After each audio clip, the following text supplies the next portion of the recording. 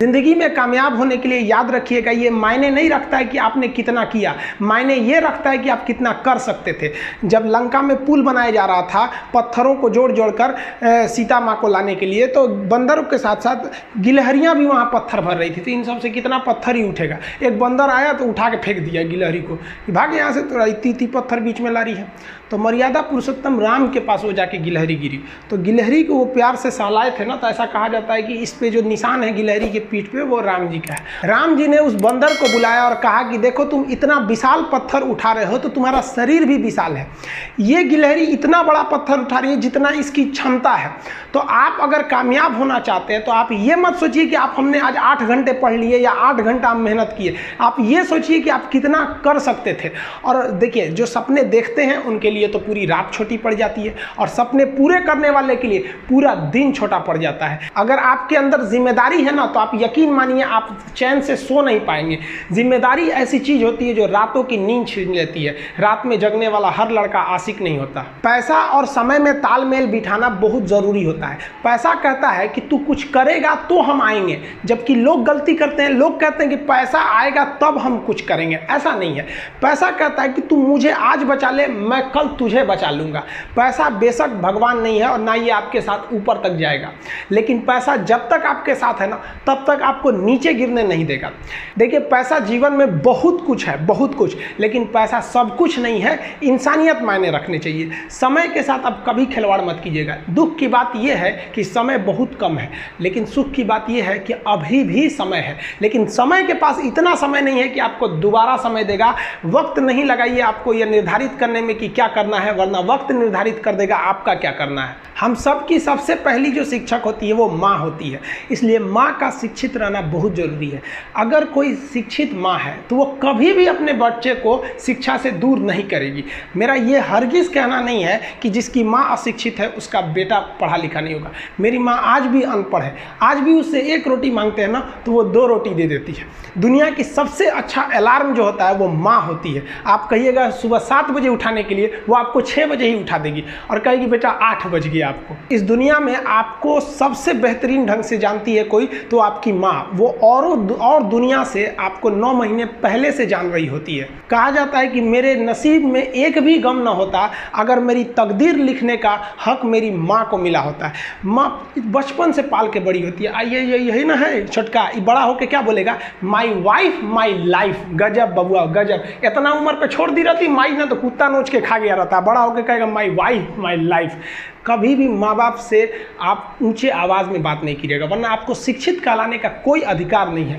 और बाप जो होता है ना बड़ा खुददार इंसान होता है, कभी बोल नहीं पाता है। माँ तो बोल भी देती है ना, बाप बोल नहीं पाता है। जेब खाली रहने के बावजूद मैंने बाप को कभी ना कहते नहीं देखा। इस दुनिया में बाप से रईस इंसान मैंने नहीं देखा। लेकिन इन दोनों को कहते हैं कि आप अपने बच्चे को जी जान से प्यार कीजिए, उसे सोने का निवाला खिलाइए, लेकिन उस पर नज़र रखिए दुश्मन की तरह क्या कर रहा है, वरना एक दिन बिगड़ जाएगा। माँ बाप भी लड़कियों को भेजते हैं हॉस्टल में पढ़ने के लिए। हॉस्टल जाती है बबनी पढ़ने के लिए, हाथ में घड़ी नहीं, और उधर से जब आती है छुट्टी पे तो 3000 का सोनाटा का घड़ी पहन के मम्मी पूछती बबनी घड़ी कहाँ से, तो मेरी सहेली गिफ्ट दी है बर्थडे पे। आपको पता चल रहा है वो सहेली गिफ्ट दे रही है, इतना सहेली का गिफ्ट आ रहा है वहाँ पे। आप नज़र रखिएगा वरना एक दिन आप ही पछताएंगे। पिता को भी हम ये कहना चाहते हैं कि आपके दिए पैसे से ही आपका लड़का बिगड़ता है। अगर उसे ज़रूरत 8000 की है, आप उसे 15000 देंगे तो जेन्युइन है, एक दिन वो आपका नाम खराब करेगा। पैसा ही इंसान को ज़्यादा बिगाड़ता है। उसको लिमिटेड दीजिए जितनी उसकी ज़रूरत है, उससे एक्सेस दे दीजिएगा तो वो फिर बिगड़ेगा। और माँ अगर बेटियों पे ज़्यादा नज़र नहीं रखेगी तो फिर वो भी बिगड़ेगा। नज़र रखिए जब तक वो कामयाब नहीं हो जाता। जब कामयाब हो जाएंगे तो उनके अंदर खुद समझ में आ जाएगी कि क्या मेरे लिए सही है और क्या गलत है। हम बहनों को भी कहना चाहेंगे आप लोग के अंदर शिक्षा बहुत ज़रूरी है। आप कम खाइए लेकिन माँ बाप से कहिए कि हम पढ़ेंगे पढ़ेंगे पढ़ेंगे। शिक्षा बहुत ज़रूरी है, शिक्षा बिना हर चीज़ अधूरा है। और आप जितनी भी लड़कियां हैं उन सबसे कहते हैं अपने अंदर थोड़ा बहुत कुछ सुधार लाइए। अपने आप को कभी दूसरे से कंपैरिजन मत कीजिए कि उसके पास क्या है हमारे पास क्या है। और एक चीज़ लड़कियों में जो सबसे ख़राब चीज़ होता है, आप कोई लड़की गुस्सा है या नहीं है ये चेक करना है तो आप उससे बस 1 गिलास पानी मांग लीजिए। उसके पानी देने के स्टाइल से पता चल जाएगा कि गुस्सा है कि नहीं। पानी रख के यहाँ पे क्या मतलब बनता है, आप गुस्सा है ठीक है, सब में होते हैं, जहाँ ज़्यादा रिश्ते रहते हैं वहीं इंसान गुस्सा होता है। लेकिन इसका मतलब ये क्या कि 2 दिन आपको मनोबल लगेगा, ये सारी ट्रेडिशनल चीज़ों को बदलिए, ये अच्छी बातें नहीं होती है। लड़कियों लोग को भी थोड़ा सा गंभीर बनिए। होता क्या है कि लोग कहते हैं ना कि एक लड़की को कोई बात अगर कह देंगे ना दूसरे को मत बोलना, वो उसको भी बोलेगी और उसको भी ये बात बोल देगी दूसरे उसको मत बोलना। अब पूरा मोहल्ला को पता चल जाएगा, सबको यही पता रहेगा कि किसी से बोलना नहीं है, लेकिन सबको पता चल जाएगा। भाई कुछ गंभीरता लाइए। लड़का लड़की सबको कहते हैं, ज़िंदगी के कुछ राज अपने तक ही रहिए, अपने करीबी भी दोस्त को कुछ खास राज को नहीं बताइए, क्योंकि कुछ करीबी दोस्त को भी ना कुछ करीबी दोस्त होते हैं, फिर वो ट्रांसफ़र हो जाएगा आगे तक। बहुत सारी चीज़ें होती हैं जिस चीज़ को आप शेयर नहीं कर सकते, घर की चीज़ें हो गई, बहुत सी ऐसी चीज़ें होती हैं। आजकल ना ये गर्लफ्रेंड बॉयफ्रेंड ना एक ठो ट्रेंड चल गया, अजब हाल है भाई साहब। एक बात हम आपसे कहना चाहते हैं, मेरे पैसे से अगर आप मोबाइल खरीद लीजिएगा तो अल्टीमेटली इकोनॉमिक्स के हिसाब से उस मोबाइल पर अधिकार किसका होगा? मेरा होगा, क्योंकि पैसा मेरा है। तो आप सोचिए, आप बाप के पैसा से अगर लड़की पटाएंगे तो लड़की किसकी होगी इकोनॉमिक्स के हिसाब से? बाप के लिए। तो लड़कियों को भी कहते हैं कि भाई ऐसा लड़का को मत वैल्यू दो जो बाप की कमाई पे तुमको घुमा रहा है। और लड़कों भी कहते हैं जागो, अगर बहुत शौक है ना गर्लफ्रेंड बनाने का तो अपने पैर पे खड़े हो जाओ। जिस दिन पैर पर खड़े होगे ना उस दिन समझ में आएगा ये सब चीज़ें फालतू चीज़ें होती है। कई लड़के बेचारे का दिल टूट जाता है, उनका शरीर एम्बुलेंस की तरह हो गया है, घायल दिल लेके घूम रहे हैं। अरे फालतू ये सब चीज़ें। जीवन में किसी के लिए आंसू मत बहाइएगा, वो आपके आंसुओं के काबिल नहीं होगा। और जो आपके आंसुओं के काबिल होगा वो कभी आपको रोने नहीं देगा। दिल टूट गया, गोली मारो यार, प्यार 24 कैरेट का था आपका, उसी की औकात नहीं थी जो खरीद सके। अपनी जिंदगी में हमने भी बहुत कुछ सीखा है। लोग कहते हैं कि दुनिया गोल है, भाई दुनिया गोल नहीं है, दुनिया मतलबी है। ये प्यार से नहीं चलती है, मतलब से चलती है। दुनिया में कोई भी रिलेशन बनाने के लिए, कोई रिश्ता जो है ना उसके लिए 3 चीज़ का होना जरूरी है। एक डर, ज़रूरत और इंसानियत। ये 3 चीज़ ही किसी न किसी रिश्ते को रोक के रखता है। एक टीचर स्टूडेंट में रिलेशन होता है, उसको डर है कि टीचर के पास पढ़ेंगे ना जल्दी रिजल्ट होगा, अपने से पढ़ेंगे थोड़ा लेट हो सकता है। ज़रूरत भी है उसे कामयाब होने के लिए, और इंसानियत तो बहुत है भाई। टीचर और स्टूडेंट का रिश्ता जो हमेशा जो बना रहता है वो तो इंसानियत के लिए बना रहता है। वरना अगर आपकी नौकरी हो गई तो आपका डर खत्म, ज़रूरत खत्म, तो आगे रिश्ता कौन रोक के रखता है? इंसानियत। तो दुनिया में किसी रिलेशन को बनाने के लिए 3 चीज़ का होना ज़रूरी है। इंसानियत जिसमें सबसे बड़ी चीज़ होती है। और इस दुनिया में ना, इस दुनिया में बहुत सी भाषाएं बोली जाती है। इन सारी भाषाओं में सबसे मीठी भाषा होती है मतलब की भाषा। अगर आपसे कोई बहुत मीठा बोलने लगा ना, समझ जाइए कि कहीं ना कहीं मतलब छुपा है। मतलब की भाषा बहुत होगी यहाँ पे। लेकिन ये ज़ुबान जो है ना आजकल बहुत खतरनाक हो गया है। कभी कभी देखते होंगे कुछ लोग आपके गलत बात का भी जवाब नहीं दे पाते हैं। तो जवाब देने भाई साहब सबको आता है, बीच में माँ बाप का संस्कार चला आता है। और संस्कार बहुत चीज़ होती है। संस्कार यदि आपके अंदर है तो सब कुछ हारने के बाद भी आप जीत सकते हैं। और अगर संस्कार की जगह अहंकार आ गया ना तो जीता हुआ भी चीज़ों को हार सकते हैं।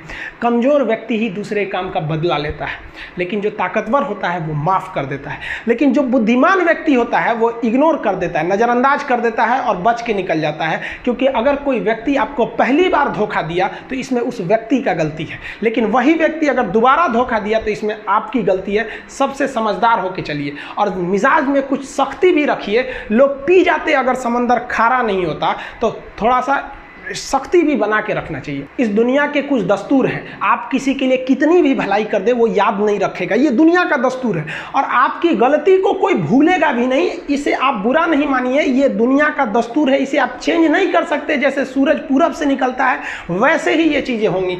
लेकिन हम आपसे कहते हैं, आप दुनिया में आज कई लोग होते हैं दूसरे को लगते हैं सिखाने, आप क्यों दूसरे को बार बार ज्ञान देने लगते हैं? आप अपने आप को क्यों ज्ञानी समझने लगते हैं? दूसरे को सुधारने की कोशिश मत कीजिए, बल्कि खुद सुधरिए। आपके सुधरने से हो सके कि पृथ्वी से एक बुरा इंसान सुधर जाए। आप समाज में जहां भी रहेंगे तो आपके पास बहुत सारे लोग आएंगे, कुछ गलतियां भी करेंगे, कुछ अच्छा काम भी करेंगे। जब भी किसी की प्रशंसा कीजिए तो पूरी महफिल में कीजिए कि ये व्यक्ति ने अच्छा काम किया।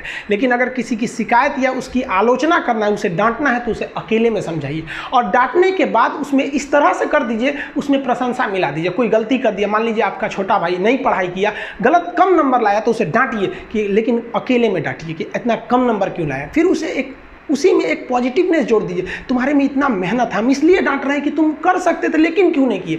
मतलब आप केवल इसे निगेटिव मत बोलते रहिए। और किसी भी रिश्ते को अगर बिगाड़ना है ना, चाहे कितना भी गहरा रिश्ता क्यों ना हो, उसकी कमियों को डेली कोंचते रहिए। तुम ये किया, तुम ये किया, तुम ये किया।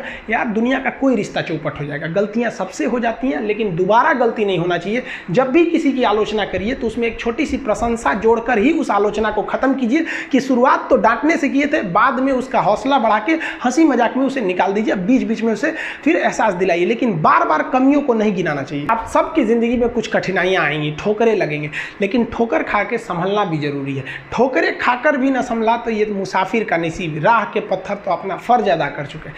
और कभी भी मुश्किलों से घबराइएगा नहीं।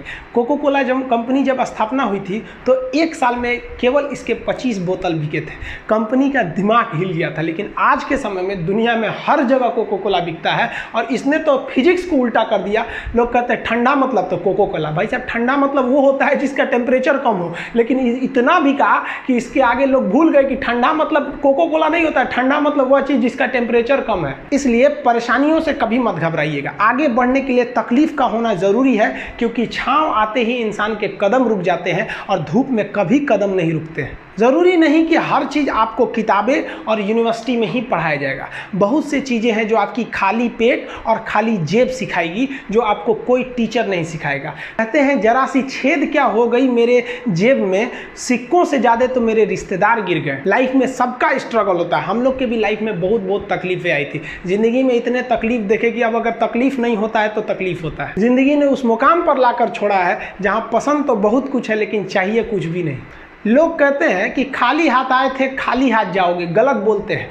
लोग भले खाली हाथ आते हैं, लेकिन जब जाते हैं तो अपने साथ कुछ संस्कार, कुछ यादें छोड़ जाते हैं। एपीजे अब्दुल कलाम खाली हाथ तो आए थे, क्या खाली हाथ गए? हमारे जितने देश के लोग हैं उन देशवासियों के लिए एक प्रेरणा के स्रोत बन गए हैं। लेकिन अगर आप खाली हाथ आते हैं और खाली हाथ चले जाते हैं तो आपका पुरुष योनि में जन्म लेने का कोई अर्थ ही नहीं बना। अपनी मंजिल को भुलाकर जिया तो क्या जिया, है दम तुझ में तो उसे पाकर दिखा। लिख दे खून से अपनी कामयाबी की कहानी और बोल उस किस्मत को कि है दम तो मिटा के दिखा।